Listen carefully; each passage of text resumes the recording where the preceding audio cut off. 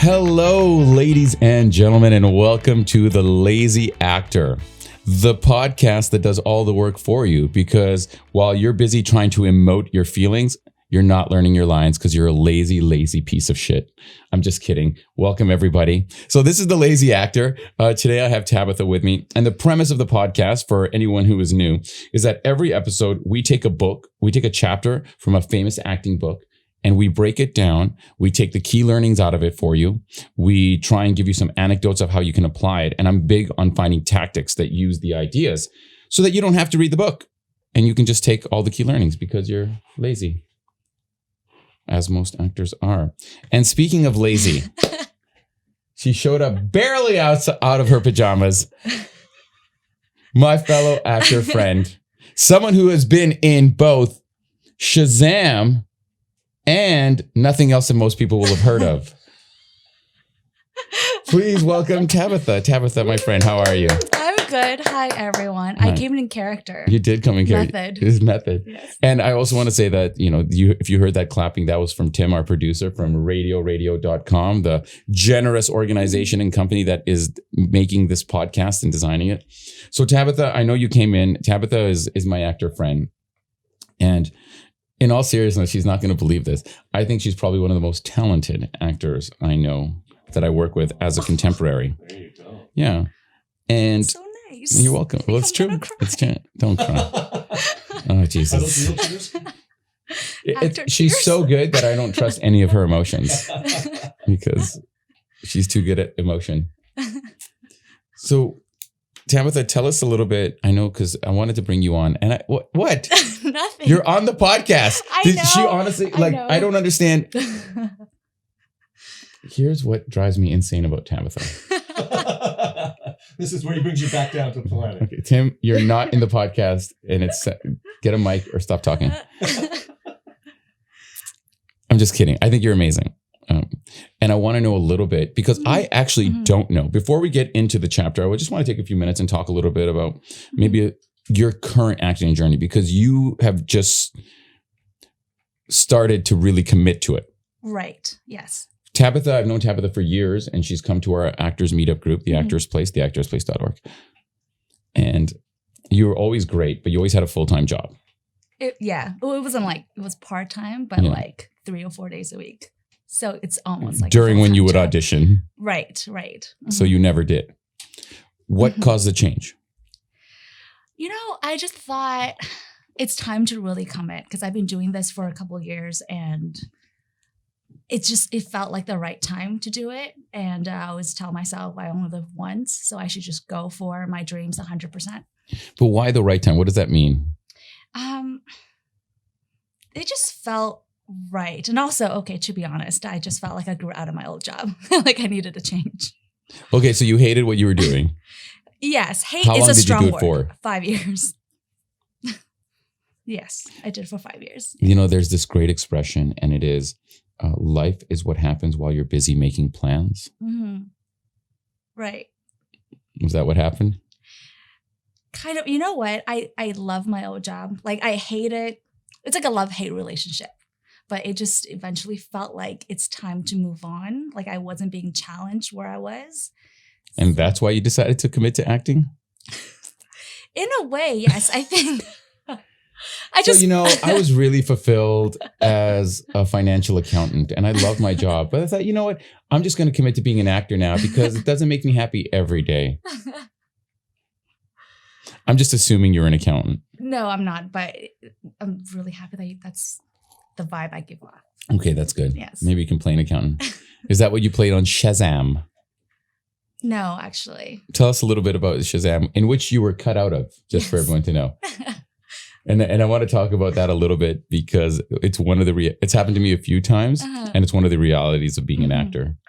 Yeah, I loved working on that show. Tell me about it. How so you have an agent, right? That was frustrated because she could never submit you to things. No, that's not what happened. No. Okay, and she was like, 5 fucking years I've had you as an agent and you work full time. No. My old job allowed me to audition whenever I needed to, which That's is great. a rare thing. Exactly. That is a rare thing. That's why it took me so long to leave because it was such a great I guess, job. They're quite supportive Okay. of me being an actor. But back to Shazam. So I auditioned for it. I got a call back. What was now Yeah. that it's out and, nobody's seen it. I'm just kidding. I'm sure it was a great film. I saw it. I thought it was great. I thought it was, I saw it on a plane. It was fine. So you watch it while you're doing other things, Mhm. The main actor guy, I love him and everything. Yes. So tell me about the audition first. Like what did you audition? Was it like a one-liner, a two-liner? What was it? It was actually like a monologue, and I had to do everything in a like Mandarin accent. So believe it or not, I actually paid for coaching so I can like nail the accent. So I learned this monologue. I channeled my mom, and then everything worked out. I guess like they liked it. Yeah. I'm going to put you on the spot. Can you give us a little bit of that line, a little bit of the line, if you remember, with your accent? I don't remember the line, but I can read you something. Yeah. Why don't you read the back? Because we're going to jump into the Right. Audition by Michel Shurtleff. So why don't you read the little kind of description of it in your best Whew, Mandarin? Okay. My goodness. Okay. Just the first few lines. Okay. I'm going to try. I feel like. Yeah. Just do one or two lines. Okay. Don't worry. Michel Shurtleff has been casting director of Broadway shows like Chicago and back. Chicago. Not bad. Tim, God damn it. I'm trying to do an interview.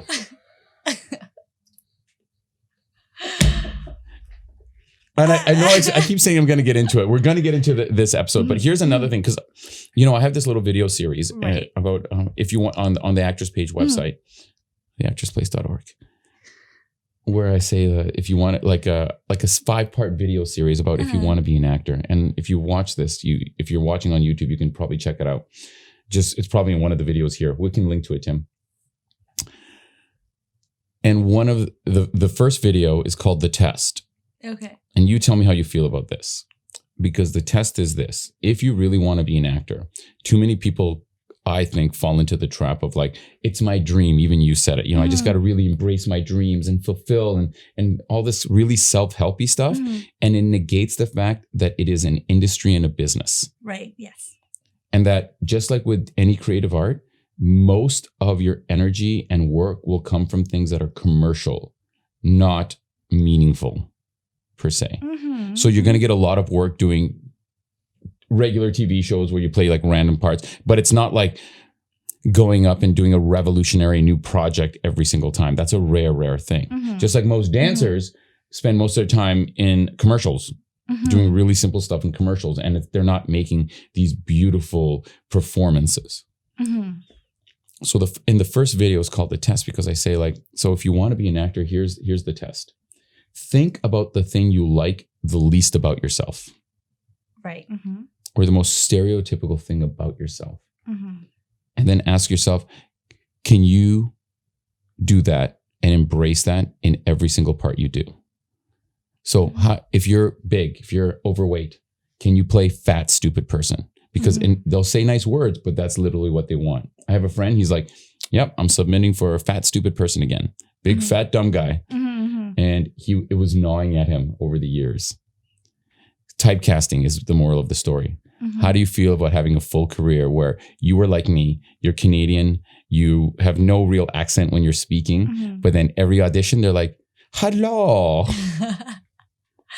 Don't you know that you have to walk down the street? That's my Hong Kong. That's not Mandarin. That's my Hong Kong. That's not what I just did. That's But not- okay. Got it. Michel Shurtleff has been casting director for Broadway shows for Chicago and Beckett. And that's when we get banned from Apple iTunes. Let's try.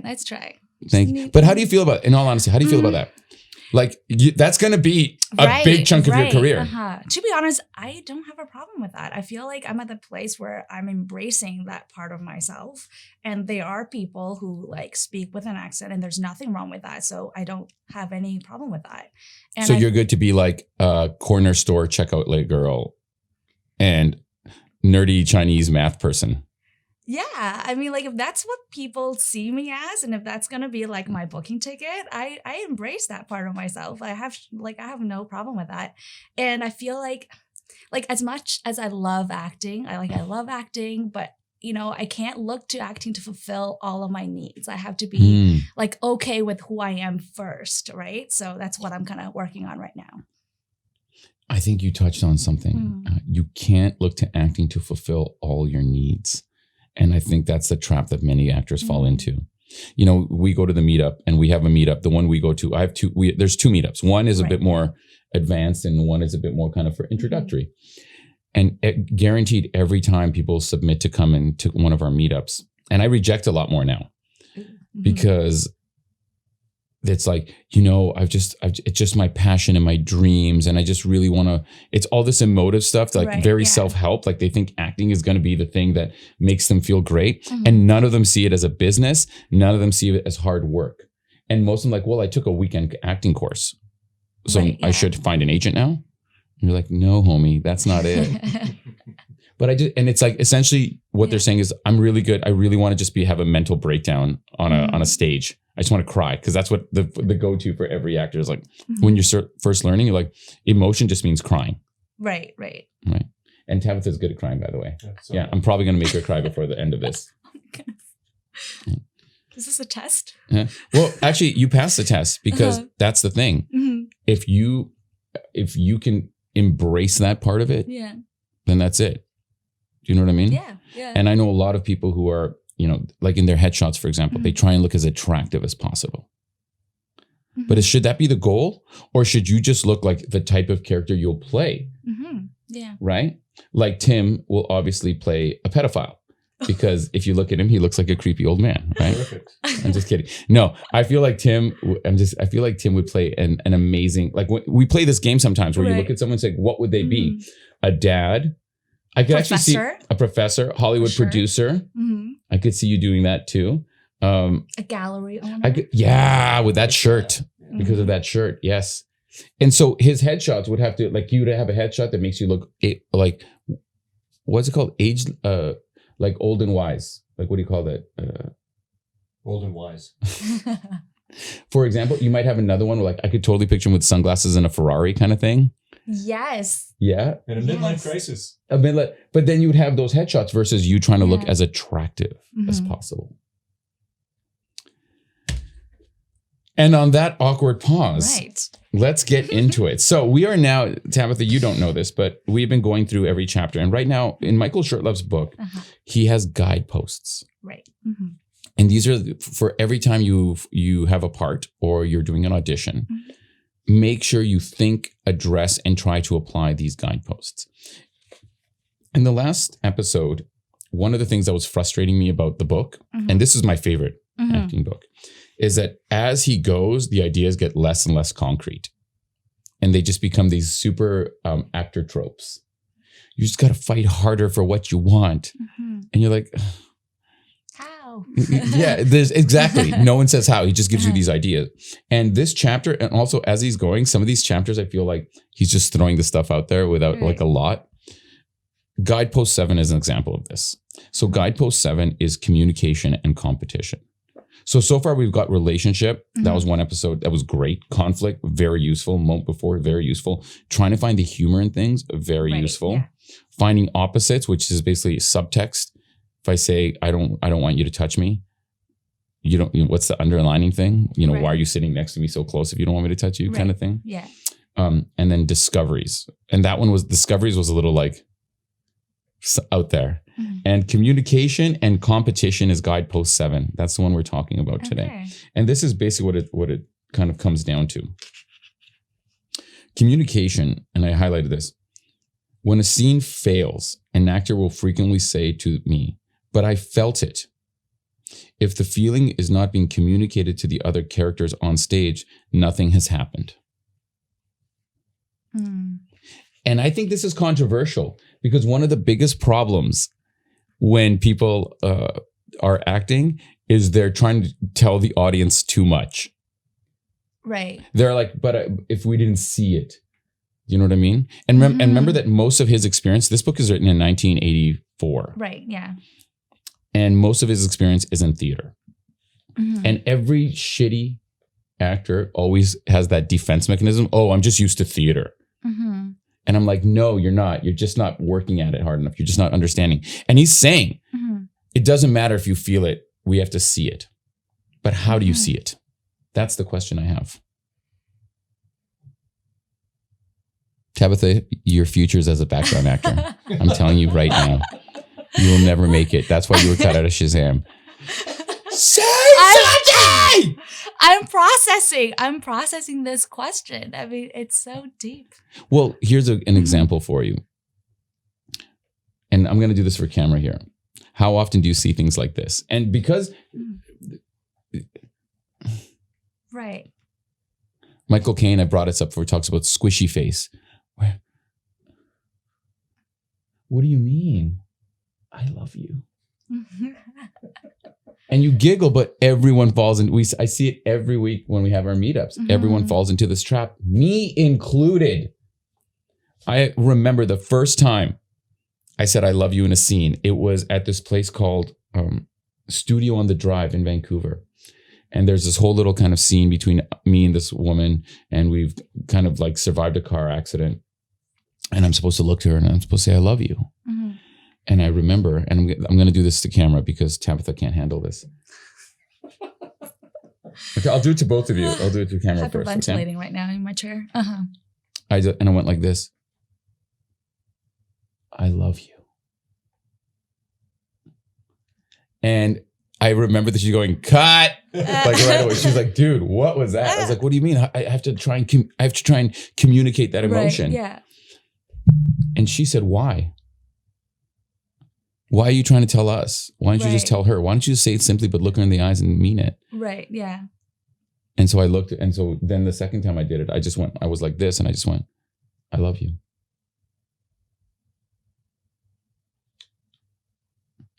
Here, watch this. This is really good acting. Tabitha, tell me I love you. What? Say I love you. Got it. Okay. I love you. Okay. Simply like that would be more probably impactful than you try and really act it now. I love you. Now find the happy middle. I love you. I love you. Oh, actually, that one was actually really nice. Yeah. That one gave me a thing. Okay. This is what I'm trying to get at. Most people will default. Oh, Michel Shurtleff says they'll default to the bigger version. I see. Okay. Because you are thinking, okay, then they need to I see have to me. show the audience. I have to show the audience. And I've talked about this. I think the next book we're going to do is the Mamet book, True and False. Because Mamet says like, stop trying to communicate how you feel. The words are doing that in a way. Also, when in life do you know how you feel? Yeah. And it's like, stop trying to tell the audience, because if the audience knows exactly how you feel, what's the fun in watching you? It's the uncertainty that equals the interest. So he says some stuff here that I like, but at the same time, I'm just a little like, really? It could be like misinterpreted, I guess, right? Yeah. So here's another thing he says. Communication is a circle, not a one-way street. This imposes a constant obligation on the part of the sender. 1, make sure his message is clear. 2, check that the receiver has received it. And an obligation on the part of the receiver, that's you, Tabitha, make sure she's heard the messages and is able to duplicate it and let the sender know he's received it. Without the process of duplication, there is no communication. Now that for me, I read that and like, that seems almost like the illusion of information. Because you're like, yes, I send it out and you have to make sure you receive it. And then you have to let me know that you've received it. And then you have to communicate and mirror that back to me. And then I do the same in the circle. But I'm like, that's like gobbledygook words. Yeah. So I'm thinking about translating this. I was thinking about translating it into tactics. So here's some tactics to actually see if to do this. Most people will do Meisner for this. Okay. So most people will do things like, you're sitting in a chair. And like, I am sitting in a chair. Yeah, let's do it like this. This is, I hate Meisner. I've never actually really done it. No? Okay, so here's what it is. This is what they'll say. This is the gobbledygook, the actor kind of businessy stuff. Just let that in and give it back out. Okay. See how my voice even got all like self-helpy when I'm doing that? So you're sitting in a chair. I'm sitting in a chair. You are sitting in a chair. I'm sitting in a chair. You're sitting in a chair. I'm sitting in a chair. Yeah. And that Okay. they'd make you do that for like 10 minutes. And the idea is to try and find it's nothing. Why are you thinking about it so much? Just receive it and let it out. Like have a conversation, but only use those words. Mhm. The trap is you felt and I felt it too, that pressure to deliver it differently every time. Yeah. Yeah. Because then you're like, well, I guess I'm just sitting in a chair. Yeah. I just got nothing in my head. Just sitting in a chair. Yeah. And whether that's good or not, that's a trap. Mm-hmm. Well, I guess it just included. So how do we get this whole idea of me sending, you receiving, me sending, you receiving, and translate that into tactics, into communication? So one of the things I wanted to do today is we're actually going to do a little acting exercise, you and me, that isn't Meisner. But it's kind of based on it a little. It's kind of based on it a little bit. So here's what's going to happen. This is communication for me. This is how I would practice this thing that Michael talks about. Mm-hmm. We have here a generic scene. Mm-hmm. It's simple back and forth. So it's you, it's me. You're back. I'm back. How long? Not sure. Okay, then. Okay, bye. There's nothing here. It's literally something I wrote out. This is great audio, by the way. You heard me showing a piece of paper. So here's communication. There's two ways to approach this. Number one is you decide how you feel in advance, which is what a lot of acting people will do. And then you just do that. And no matter what happens, you do that. Mm-hmm. Right? So for example, you play this sad and how should I play this? Disgustingly happy. Disgustingly happy. Yeah. Okay. So you do the first line. So. It's you. It's me. You're back. I'm back. How long? Not sure. Okay, then. Okay. Bye. And that's the first thing that most actors will do, but that's not communication because you were one part and you weren't responding to what I was doing. And I was one part, I wasn't responding to what you were doing. And so as actors, we'll fall into this trap. And so many acting teachers tell you that. Decide how you feel. And then they contradict themselves and they say, but listen. So rather than that, let's try something different. Okay. Let's do the same thing, but this time have no opinion one way or the other. All right. Like, no, just let's do it as neutrally as possible. And then with nothing, don't add anything into it. Okay, here we go. So. It's you. It's me. You're back. I'm back. How long? Not sure. Okay, then. Okay. Bye. Now that time, here's the thing. We were fighting to stay neutral. Exactly. Yes. Do you notice that? All of these emotions. I saw it in your eyes a little bit. This is the first way you do it. I would approach everything to create that foundation. And now because you were fighting to do something, now we do it again and you let a little bit of that out. Don't tell me what it is. And I'm going to just try and respond to it. Okay. Okay. And go ahead. Let's just do that. Yeah. Okay. So. It's you. It's me. You're back. I'm back. How long?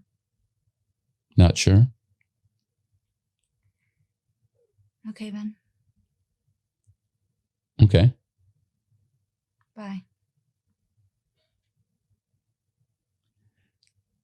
And in that one, how did you start before I say anything?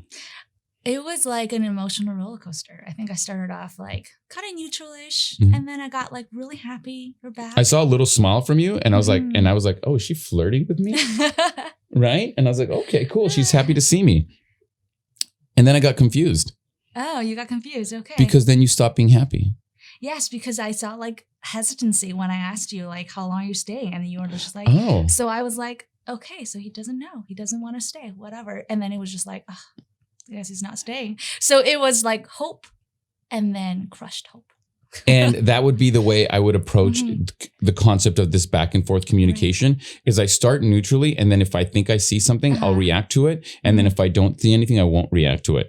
So the foundation of neutral. Now, here's the thing. What would happen now if we did that same exercise like 10 times? And every time you find something different. Or here's a really great physical tactic that I do sometimes. Every time I try and look at a different part of you. Interesting. Okay.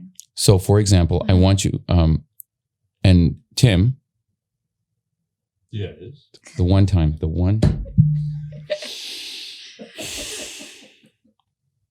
What? The one time were you asleep? Do you hear that pause? Tim? I was entranced. You were fully asleep. You were fully asleep. Okay. So Tim, I want you to observe this, okay? Okay. And tell me what you think we were looking at. Okay? All right. Because for the sake of audio, in the camera, you might be able to see this, okay? All right. Especially because we're both wearing glasses. So the camera can see some nice reflections, okay? And then we'll see what it does, okay? I'm not saying, let's start neutral again. Okay. Okay. Just pick a different part. And just pick a different part. And whatever you think you see me looking at, let that respond to it. Okay? Okay. And you do the same. Okay. All right. So? It's you. It's me. You're back. I'm back. How long? Not sure. Okay, then. Okay. Bye. Bye. Interesting. It's very, here's another cool thing is that you can't help but like feel a little something, and me too, of what's going on here. Yeah. And you have, because of the emotional response. Now, let's wake up Sleepy McTimface. What? So Tim, what did you notice there? What did I look at? What did she look at? Did you find anything? I noticed that it almost looked like your eyes were dilating because they were sort of looking down, looking up. Mine or hers? Yours. Interesting. And she was a little bit, but not to the same extent. You guys were very locked into each other. Yeah. But again, the eyes were what gave it away for me. And oops, I just bumped the mic there. What do you think I was looking at? Like my neck at one point, my chin, maybe. I was looking at your lips. I was very close. Chin, lips. And you looked at my shoulder. Yes. Yeah. And when I looked at you, what did that do for you? It definitely, like, there was like an instant like emotional reaction to it. Really? Almost. Yeah. Or like, or when I noticed you're looking at a certain part, it almost made me feel like a little self-conscious as well. And that came out because I'm like, oh. What is it? Yeah. What is it? It's just like, something and then, on my face. Yeah. Well, I felt the same way when you looked at my shoulder. Here's the first thing that popped into my head. I like right away, I imagined myself wearing some jacket, and there was something there that was in my head. For some reason, the first thing that popped up was like a military jacket with like a tear. Oh, interesting. And then I thought, does she know? And it's just that. So this is another tactic where you have this very fluffy concept of communication is a circle. And if you can't communicate and you have to receive all these ideas that have no tactics, that's the tactic. Number one, start from neutral. Okay. And try to stay in neutral the whole time. Do that 4 or 5 times. Then it's hard, it's hard because you just can't help it. And then the second tactic is that I love to use is look at a different part of someone's face or their body, and that's it. Because that might give them something, and that might give me something. Right. Do you change it up like every line, or you just kind of pick one spot or something? Like, so exactly. If I'm rehearsing, if I'm trying to embody this, if I'm preparing for the audition, I do this a different part all the time until I find something. Okay. Yeah. But then here's the thing. The reason you have to do all these things is in the audition, you might do something, the person might not react, or it might not get what you thought it would get. Yeah. I like what you said about finding something. It's not like there's an answer. Like it's in the discovery, right? That's when you find out, oh, wow, this character might feel this way, that way. So I like that. Yeah. And he talks more about that actually. So communication is much more than the exchanging of words. That's why we did this exercise, because notice the words were the same the whole time. And the idea that there's got to be more. The most successful actors are those who are able to project what they are feeling to someone else. This sending a feeling to another person becomes so strong that it is projected to an audience. Eye contact. That's all that is. Here's what I mean. I mean, this is like a really, it's so heady sometimes, this book. the amount of eye contact I give you Mm-hmm. is going to have an effect on you. Mm-hmm. Because here's the thing about eye contact. Eye contact means one of two things. Means, and see, the second I bring it up, by the way, notice how conscious we all become of eye contact, right? Tim looked me right in the eye, like, here it comes, right? Eye contact means one of two things. I want to fight you or I want to fuck you. Either of those two things. And notice both times I did it, you got a different reaction because it's weird to stare at someone in the eyes like this for this long. And you become much more conscious of looking in their eyes than of what you're actually talking about. And you're focusing all your energy on eyes because inherently eye contact is a challenge. Mm. Whether it's a challenge for you to open up or it's a physical challenge, it's always a challenge. So when we talk about communication is much more than the exchanging of words. Some actors are able to really project what they're feeling to someone else. It really means how comfortable and how long I can look you in the eyes under the context of the words. Mm. Okay. So for example, if we did this the same exercise, okay? I'm going to give you two kinds of eye contact. We're going to do this exercise one more time, two more times. I'm going to give you two kinds of eye contact, okay?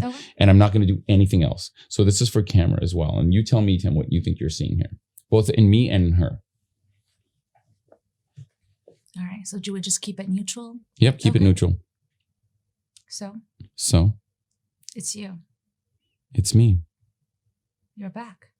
I'm back. How long? Not sure. Okay, then. Okay. Bye. Bye.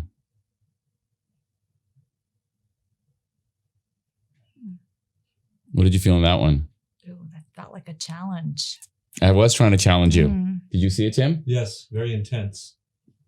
Now, let's do it one more time. Okay. And again, I'm only going to use my eyes.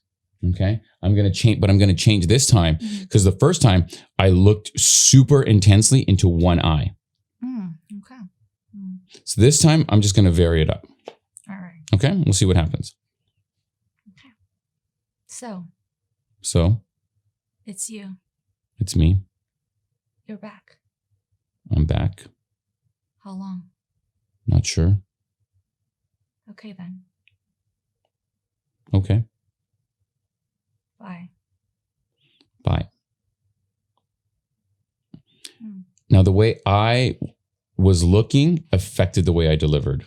I just can't help it because I changed. This time around, I try to look at her eyes about 40% of the time. What did you notice, Tim? I did notice that your eyes were going down and going back up. It was losing that intensity that you had the first time. Yeah. And by virtue of that, who do you think was the stronger character? I think she was. Yeah, I felt like I won that fight or whatever thing that was. So you see, this is just a simple tactic. So if I was rehearsing yet again and preparing for an audition, I would rehearse it, uninterrupted eye contact into one eye. Then I would rehearse it, uninterrupted eye contact, but switching between the eyes. Then I would rehearse it, trying to look, not having any eye contact at all. Then I would rehearse it, having a little bit of eye contact. Then I would rehearse it, having a little bit more eye contact to create that muscle memory until I find, and here's the thing, in one word, I'm like, ooh, eye contact works there. In another word, eye contact doesn't work there. And it might help me discover things. Right, yeah. Receiving the feeling of another is even harder than sending out feelings of your own. Being open is an act of both generosity and selfishness. Now, here's one thing that I kind of like that he said. I don't know how this translates, though. You tell me. Okay. Being open is an act of both generosity and selfishness. Generous in opening yourself up to receive another's needs. Selfish in the greed of wanting to know another person, for there is power in knowing another. There's always a selfish reason why people are unselfish. I don't mean that people don't do generous acts, but in every generous act, there is always a selfish personal need that is being answered. Interesting. I can Agree? see that. Yeah, I can see that. Yeah, because you always have needs that needs to be fulfilled. So maybe my need is to be liked, and therefore I'm being generous, and I get that adoration from people. And what would have happened? Okay, you have a need to be liked, and so you're very generous. Okay, right? Let's do the scene with that communication. Okay. So So it's you. It's me. You're back. I'm back. How long? Not sure. Okay then. Okay. Bye. Bye. And again, it's different. Mm-hmm. It's definitely different. It's definitely different. Yeah. And it made you feel something different, huh? Mm-hmm. Tim, what did you see? I saw a playful smile about her, and I saw she was really looking to see what she could take away from your reaction. She really wanted to see if she was resonating with you and being liked. Again, very little physical action related to the amount of eye contact too. If we did it again, we'd do a different eye contact. Like, for example, suppose you're playing an Asian who's with a Mandarin accent. Got that And you down. have a few lines in, let's say, some sort of superhero film. Some sort of superhero film where maybe you are being interviewed about what just happened, like on TV. And they want like a stereotype Asian woman. So you got a visor on, like a green visor on, and maybe a cart. I do have a cart at home. Did you? I do use it. Anyway. Did you use it in the show? No, I didn't. But I do have a cart. How that I could, bring okay, to grocery so shop. break down the part and let's see if we can actually apply this concept just for funsies of selfishness. Go. Sorry, Tell me a what? little bit about the part. What were you? Oh, I think I was like a businesswoman and I was being interviewed about what happened. Okay. Yeah. Where could we apply selfishness in that interview? I mean, I'm sure like if I were a businesswoman, I'd want to appear to be smart. Okay, so maybe you do this whole thing where you're trying to sound really smart. Yeah. That's a selfish thing, right? Yeah. And that could give your character something. You obviously didn't do it because it was cut out of the show, so but that's okay. One last, communication is the desire to change the other person to whom you are communicating. Wait, can you say that again? Communication is a desire to change the other person to whom you are communicating. Okay, yeah. So when we communicate in the scene, you've talked about this, you want them to get, I want to change your mind. Yeah. And that's where competition comes in. And here, actually, thankfully, so this is why I say sometimes I think he throws stuff in. Communication and competition is 1, 2, almost 3 pages, like 2.5 pages long. Some of the other ones were like 7, 8, 9, 10, 15 pages long. And then the competition section is just this and this. That's it. It's not even a full page. So I feel like, why even bother? But here's how but at least in this one, this is what he says, which I love. There are 2 points of view with which an actor should imbue every scene. Tell me if you agree or disagree with this. Point of view 1, I am right and you are wrong. Point of view 2, you should change from being the way you are to be what I think you should be. And he says every scene you should be trying to do you should be really getting those 2 points across. What was the first point again? Tim, we're going to need to find another guest for the next episode. This is why I don't trust Tabitha, because her acting is so good. I thought she was paying attention to me. No, I totally whole time. was. And then Of course you were, Tabitha. I had like Really? like What color Dory. are my eyes? Shut up. Go fuck yourself. Okay. I had a Dory moment. Okay. what You was had an the- adoring moment? like Dory, like the fish from like Finding Nemo. Is that her name, Dory? So the first Anyways. point was, I am right and you are wrong. Okay. The second point was, you should change from being the way you are to be what I think you should be. Okay. Yes, I do agree with that. Why? That's how humans interact. I feel like when you communicate, you always need something. You're always trying to make the other person realize you're right. Yeah, and that also happens all the time. You know, especially within this interaction. Yeah, I felt that. You're goddamn right, I'm right. You're right. Yeah, because I'm much more successful than you are as an actor. That's why I'm saying that. Just mumbling that because I only want the podcast world to hear it. I don't want you to hear it, Tabitha. I think you're doing great. I did not hear that at all. Okay, What did you good. say? Yeah. What was the first point again? Tell me the 2 points. That I'm right, you're wrong, and I want you to change. Well done. Well done. I have nothing to say to that. We compete for everything, to tell the funniest stories, to be considered the most truthful. We compete to be the most sincere. The prettiest, the sexiest, the most reliable. Now, one of the things that he says actually is that a lot of when he brings up this idea is a lot of people resist that idea. That no, it's not about competition. It's not about proving that I'm right. It says the resistance to this concept of competition is enormous in every class I teach. But I hammer away at it. An actor must compete or die. Cool. I mean, that's a little harsh. If we were doing the same thing again, I would say, let's compete to be right. Okay.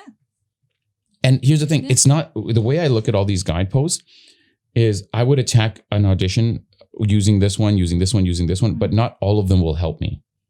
Yeah. And I think one of the things you might fall in a trap when you're reading this book is like, oh, I have to have this.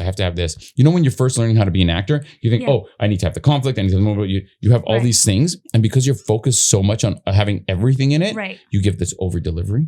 Yeah. Yeah. So you have this like checklist of who am I? What am I thinking? Where am I? What do I feel about the other person? Like all of these. Yeah. And that is important. The thing is, a lot of that doesn't end up helping you in the delivery, in the scene. So what I like to think of as is the who am I helping me? Nope, done. Throw it out. Maybe I'll try this competition thing. Oh, that's helping me. Boom, let's do that. Right, yeah. So I think of them as like tools that you apply, but not all of them work. Yeah. So, but every audition, you try and apply them all. And the 2 or 3 that are helping you, you just use those. So let's try this one and let's try and compete. Tim. Yes. 1 hour. That's been an hour already? Okay, let's do this quickly then. Okay, because we're pretty much done. So let's just do this one more time. Okay, competing. Why was that the one point where you decided not to talk? As if now, because I'm the producer, damn it. For the audience, this is what he did. Every other time I say his name, he's like, yeah, da-da-da. This time he's like this. Are you saying, hold on a minute? Are you saying 1 minute left? What the does this mean? Are you saying... I don't know sign language. I don't understand what all this shit means. 1 hour. Thank you so much. And now he screams. Right, okay, so now he's messed up the levels. RadioRadio.com for your podcast needs. If you want to make a podcast, go to RadioRadio.com. That was Meisner. Here, let's do a Meisner technique. Let's go RadioRadio.com back and forth. Okay. RadioRadio.com. RadioRadio.com. RadioRadio.com. RadioRadio.com. See, you should have stayed with the sassy that you just gave me. See how you felt that need to change, didn't you? I was just gonna stick to it. I was gonna hold to my guns because that was the trap. So now let's do like we're competing to be liked more by Timothy. Okay. Let's do it. RadioRadio.com. So? No, we're doing RadioRadio.com. Oh, sorry. Oh. So, RadioRadio.com. No, it's done now. It's over. I think the point has been made. Ladies and gentlemen, thank you all so much for joining us for this marathon session of The Lazy Actor. Remember, if you're interested to find out more about The Lazy Actor, you can check out RadioRadio.com. I think we'll put a link to the website or whatever we end up deciding to do with it. You can find out more about Tabitha by searching Tabitha. I'm not going to say your last name. Don't worry. It's okay. You are an actor. You can look for Tabitha Actor Shazam cut out of Shazam.